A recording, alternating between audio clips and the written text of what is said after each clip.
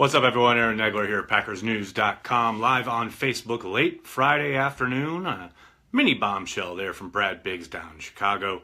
The Green Bay Packers have signed cornerback Kyle Fuller to an offer sheet. He had been placed on the transition tag by the Bears. This means the Bears have 5 days to look over the contract and decide whether they want to match the offer that the Packers have put together or allow him to walk and become a Green Bay Packer. So Brian Gutekunst, true to his word, using all avenues available to him when it comes to trying to restock and replenish his defense in the cornerback position, which I know lots of Packer fans have been anxious about, judging by my mentions in my inbox. Using every avenue, this is one of them. Transition tag is not a very common practice. It falls under the franchise tag provision in the CBA. It basically puts a one-year tender on a player. I think it was the average of the top 10 players at that position. A franchise tag is top 5. The transition is top 10. It comes out to a little over $12 million for 1 year. But what the Packers have done is offered Fuller a multi-year deal. Now, obviously, the Chicago Bears have a lot more cap space than the Packers do this season, in 2018. What the Packers are trying to do is construct their offer in such a way that it makes it prohibitive for the Bears to match. They will have basically gamed out the next few years of salary caps for both teams and tried to find places where the Bears might be vulnerable down the road with their contracts and tried to basically pump up the contract at that point, thereby making it more difficult for the Bears to, say yes to the contract. Now, if the Packers lose Fuller to the Bears, they're not out anything. They don't owe the Bears anything. They don't give up any draft picks. There's no penalty for doing this. And what it may do is make the Bears pay more for their young player than they had hoped to down the line. So there's really not a bad side to this for the Packers. Obviously the one frustration is they have to wait 5 days to find out whether they're going to get him or not. But that doesn't mean they will be stopping their pursuits of other free agents. They won't stop talking to other cornerbacks. They won't stop looking at other avenues to bring players in. But that, in a nutshell, is what's happening. The Packers have made him an offer, a multi-year offer. The Bears have 5 days to decide whether or not they want to match it. Justin will start us off with a very reasonable question. Is Kyle Fuller good? Well, he's coming off his best season. There's no doubt about that. He had a promising rookie year, and then he had 2 injury-plagued, inconsistent, 2 sometimes downright poor seasons in the middle there. But then his 2017, he played extremely well. Funnily enough, though, if Packer fans remember, the Packers, and specifically Randall Cobb, really kind of took advantage of him that Thursday night game early in the year. Up in Lambeau. But he is a good, solid player, an ascending player. It's not surprising that the Bears decided to put the franchise tag on him. And I don't think it's all that surprising that the Packers decided to make an offer. He's a good young player. And if they can make the Bears maybe down the line pay a little bit more for him than they were planning, there's no skin off the Packers' nose for trying to do so. Can the Bears choose to decline before the 5 days? Yes, Jason, they absolutely can. They could look at the contract tonight and say, no way. And, come back tomorrow and decide, okay, Packers, you can have him. Now, obviously, they're going to take their time. They're going to look it over. And I tend to think most teams tend to take the full 5 days. More often than not, news usually comes out the day before the deadline. But sometimes they take it right up to, the final moments. But they can, yes, the clock is ticking now as of, I believe, 4 p.m. Eastern. And then, the Bears have 5 days to make the decision. Is it 5 business days or 5 days including Saturday and Sunday? It is including Saturday and Sunday. There are no off days in the NFL, as Bill Belichick will tell you. Doesn't this tie their hands for 5 days? Can't sign Melvin, DRC, or Mathieu in the meantime? Absolutely. No, Dennis. It doesn't tie them at all. It's a long-term contract. So it's not like, however the contract is structured, you can guarantee that it is set up so that it is within their means in 2018. So it will not hamper them in regards to, trying to pursue other free agents, if indeed they are. there is some, hesitancy slash uncertainty when it comes to, okay, now we know the makeup of our team and what the depth chart is.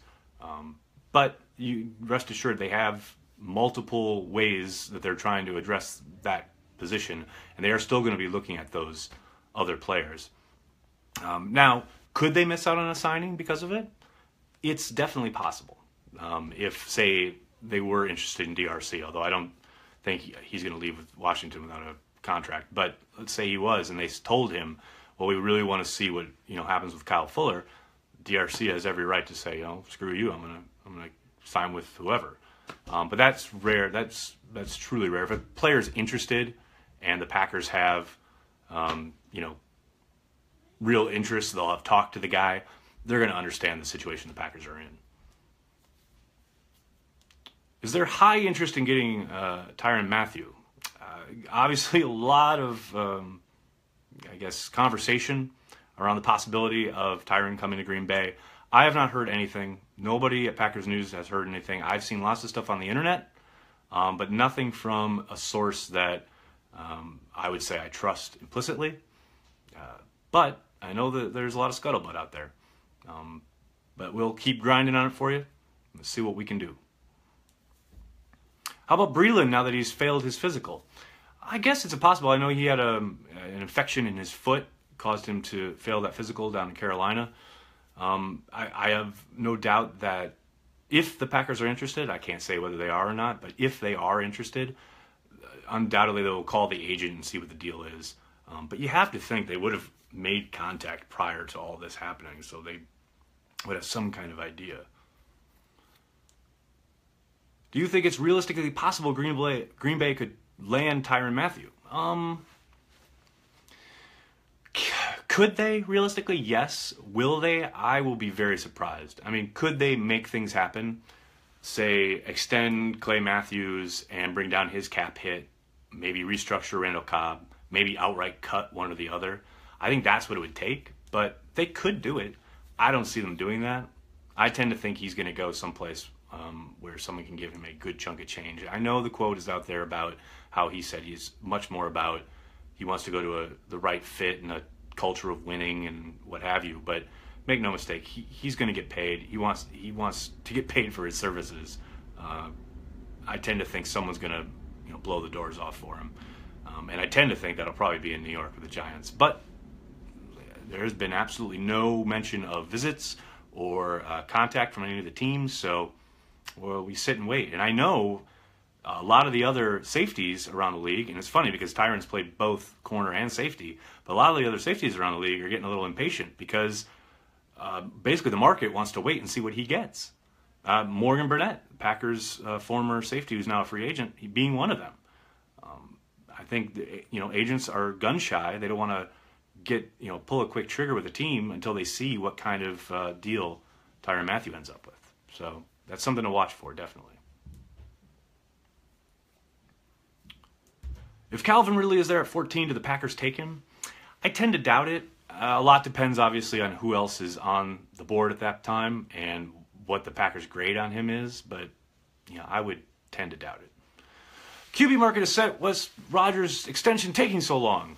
I don't think you'd call it quite set yet. Matt Ryan is still out there. He's only got 1 year left on his deal. Rodgers has every right to wait and see what Ryan ends up with before he does his deal. Don't get, there's no doubt the Packers would like to get it done yesterday, but Rodgers is in no hurry, so he's gonna take his time. I mean, initially when we started talking about it months ago, my initial guess, and I think an ESPN report kind of backed that up later on, I don't see this getting done until probably right before camp. Now the Packers can push and they can try and get it done earlier, but like I said, Rodgers really has no reason to hurry up and sign, other than the one possibility is that Gutekunst or the Packers go to him and say, look, if we can get this deal done now, we can create a lot more cap room in 2018 and we can go get some help. But I don't suspect it'll be done anytime soon. Have to love our new GM, says Ron. Well, he's active. You can't deny that. I just dropped my new podcast. Make sure you check it out at packersnews.com. Nagler's Never Right, going over that first wave of free agency prior to today's news. But yeah, he's definitely active. You got to say he's not afraid to make the Packers his own. But, you know, whether that's going to be successful or not, we can only wait and see. Chicago says they're going to match Green Bay. Well, there you go. Not too tough there. If they select an offensive lineman in the draft, will it be different than the one... Let's see. What's the deal with the right guard and right tackle? Well, they need them. I tend to think they have the guys they need at guard. I definitely think McCray is starting material. I think right tackle is an issue. That's something they're going to have to look at in the draft, no doubt, if they're not looking out on free agency, which there's not a whole lot out there. But they are definitely going to need somebody to play tackle. I can't imagine Brian Bulaga is going to be ready by week 1. I tend to think he starts the year on physically unable to perform. But we'll see. You are a prophet. Yeah, no. Nothing like that. When does the second wave of free agency happen? Well, it's starting right now. This is, things will slow down. Teams will start picking over guys. But we'll see. Why not take Ridley? Need influx of young playmakers on offense? Because there are 20, 30 other wide receivers in the draft. You don't necessarily need to take them right there at 14. Why did we make Jordy such a crazy offensive offer? I don't think it was offensive. It was a sign of respect. If he had been any other player, he would have just been cut. The fact that they said, you know, we respect you enough that we'd like to keep you around. We think you could contribute, but we can't commit the financial resources that, you know, we think that you're consummate with, your skills and your future are here in Green Bay. You know, that's not an insult. And after he said no, you know, they made sure to get him out on the market in time for him to hit free agency, which he's obviously had tons of interest and signed right away. The Packers did right by Nelson. This idea that he was disrespected is pretty silly to me. And I understand what James Jones said to Tom Silverstein. I understand there may be, you know, resentment in the locker room, etc.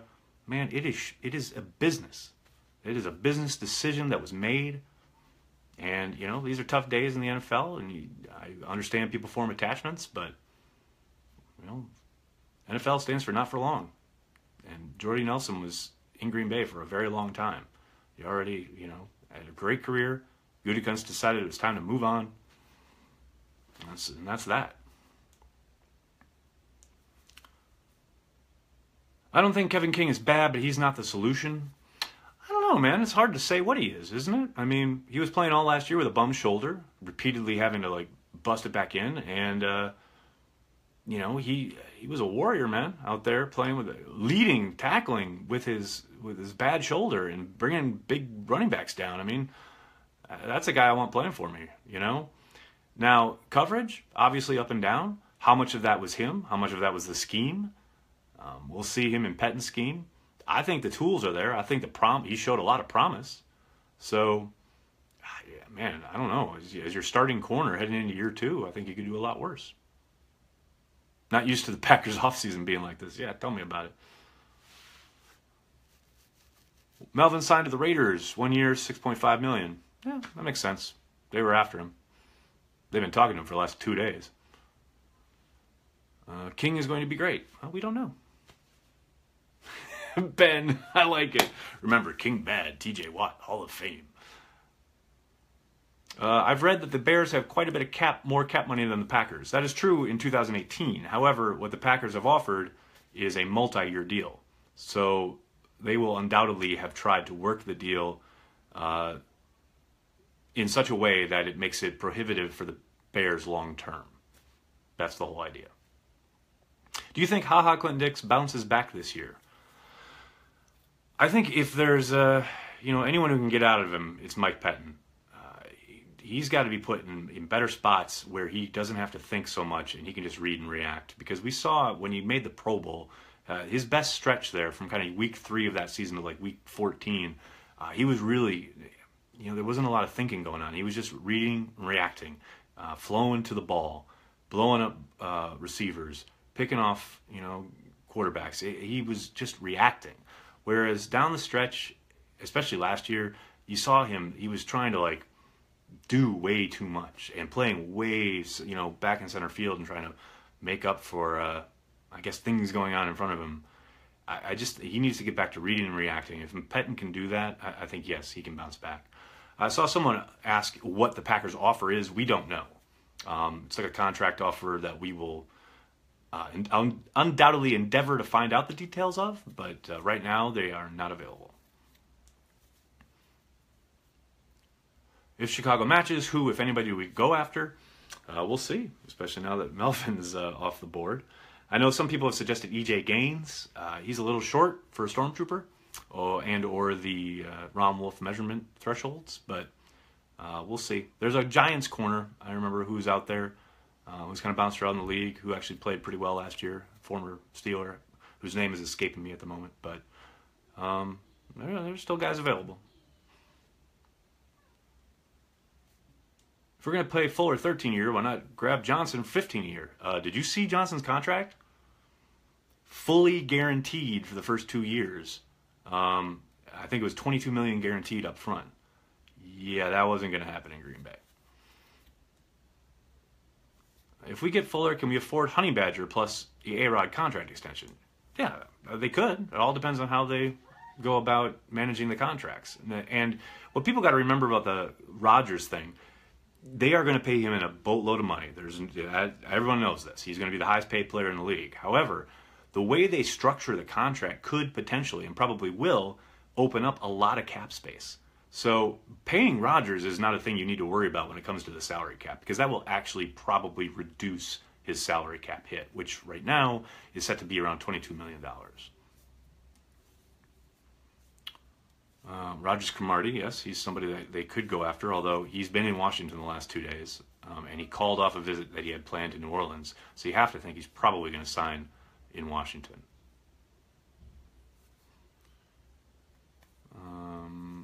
Do we know if the Packers have done any private workouts or visits with draft prospects? I haven't seen any yet. Maybe some of the draft sites have started tabulating them. I tend to think we'll start seeing that information start rolling in here in the next few weeks. I see someone say, no. When I'm talking about a Giants corner, I wasn't talking about Rodgers Cromartie. I saw someone saying that. There's somebody else too. I can't remember his name. Sorry, guys. It's been a long day. Vin Curry a possibility? Yes, I think he is a possibility. And I put that up on Twitter earlier today. He was cut by the Eagles. They're up against it. You talk about a team that's up against it salary cap wise. They are one of them. But Curry could absolutely help them. Obviously, a lot would depend on how they would structure the deal if they were to have him in. But, you guys know as well as I do how badly the Packers need help getting to the quarterback. And Curry would absolutely help in that regard. Tramon Williams is still out there. He is indeed. Obviously, he's on the older side, but he played Mike Pettin's scheme for 2 years. He's coming off a really strong season down there in Arizona last year. Crazier things that have happened, and it's his birthday today. So make sure you wish him happy birthday if you see him on social media. Do you think Ball added a poison pill to the offer sheet like the Vikings back in the day? No, he can't.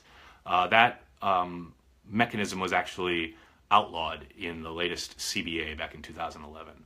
When, for those of you who don't know what the poison pill is, back years and years ago, the Vikings had signed away a guard, Hutchinson, from Seattle on a transition tag, and they had put in the offer sheet like this crazy outlier of a some kind of provision like if he plays like 5 snaps, he gets $1 billion guaranteed. I'm exaggerating, obviously, but that was kind of the idea behind it. And so then the Seahawks turned around and did the same thing to the Vikings, and the NFL, the NFL and the Players League at the CBA negotiations stepped in and said, okay, this is silly, enough of that. So poison pills are no longer allowed. I love Cortland Sutton in round 2. I think he'd be an excellent addition. How about the Packers moving up to 10 and getting Fitzpatrick? He could be a target. I think Ward from Ohio State could be a target. I think Derwin James could be a target. It would have to obviously be someone they really love and think is an ultimate game changer. But, yeah, we'll see. I'll take one or two more here, guys. Is there talk about getting an edge rusher? Nothing that I've heard or that's been made public, but you got to think they're looking at people. I tend to think they'll most likely be looking at the draft, which doesn't actually have that deep a class of edge rushers, especially when you compare it to last year, but they'll be exploring all avenues. That's what Gutekunst likes to say, and today's news shows you what he means. He's going to use everything available to him to try and improve his team. Is there any edge rushers left in the draft outside linebackers meeting? Oh, there are a lot of them. My favorite is Harold Landry. There's some debate whether he's worth the pick at 14 or not. I know Marcus Davenport has gotten a lot of love. Arden Key is a possibility, though I tend to think he'll be drafted a little later. Bradley Chubb is obviously out there, but I think he'll be long gone by the time the Packers pick. If Fitzpatrick falls past 8, we should definitely pick him up. He's an intriguing prospect. The problem for me when you're looking at Fitzpatrick is, the Packers desperately need, at this moment, sitting here right now, they need a boundary corner, which is what they're going to get in Fuller if they end up getting him. But, I don't know. Fitzpatrick, obviously, he's a real talent. He's really versatile, and that is definitely something that they're going to be looking for. Pettin's talked about it a lot. I don't know, but it all depends on what they think. You see that without kind of knowing their evaluation of the guy, it's hard to say. I saw someone ask about Quentin Rollins. He's got a long uphill battle. He did not look great prior to the Achilles injury. Now he's coming back from an Achilles. The good thing for him is that it happened earlier in the year, so hopefully he's had, a long side of the rehab. He can hit the ground running, so to speak, in the spring, but yeah, I think he's a long shot at this point to make the roster, I would think. I think it's time to part ways with Clay. I disagree there. I know a lot of people want to cut him because of his salary cap hit. I think what they should try to do is extend him to reduce his cap hit, but he's one of the better players on defense, and I know people don't want to hear that because they look at the lack of sacks and they condemn him, but man, there's a whole lot more to playing football than what shows up on the box score, and he's disruptive still. He's athletic as hell. He goes sideline to sideline. He blows people up. He's a guy that you want on your defense. He makes a lot of things happen up front and inside to open things up for other people. He's not someone you just want to get rid of. Now, the cap hit is an issue. There's no doubt about that. And I do think they will do something at some point to try and address that. But heck, we saw with Jordy Nelson, there's a possibility that you ask somebody to take a severe pay cut, they can just outright refuse, and then bon voyage. So it's possible.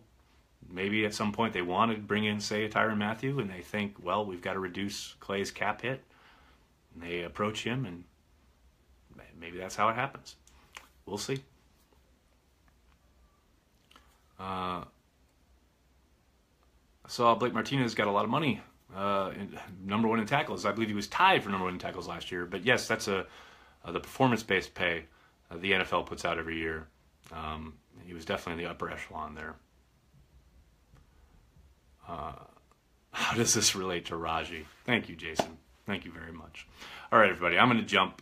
Sorry if I couldn't get to your question. They fly by really fast, but I will be back, on Monday, unless there's breaking news over the weekend, which is always a possibility. If there is, I'll be here.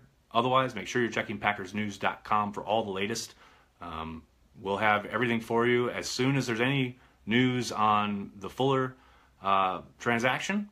We'll have it for you. If there's a resolution, check PackersNews.com. It'll be there. Thanks a lot, everyone. Have a great weekend.